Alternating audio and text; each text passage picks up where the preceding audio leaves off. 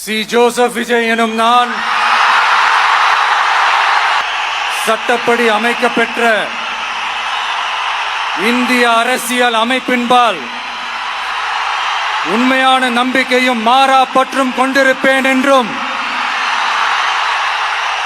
இந்திய நாட்டின் ஒப்பில்லாத முழு முதல் ஆட்சியையும் ஒருமையையும் நிலை நிறுத்துவேன் என்றும்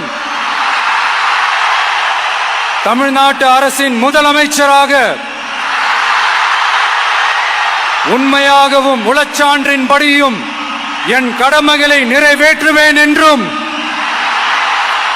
அரசியல் அமைப்பிற்கும் சட்டத்திற்கும் இணங்க அச்சமும் ஒருதலை சார்பும் இன்றி விருப்பு வெறுப்பை விலக்கி பலதரப்பட்ட மக்கள் அனைவருக்கும் நேர்மையானதை செய்வேன் என்றும் ஆண்டவன் மீது ஆணையிட்டு உறுதிமொழிகிறேன்.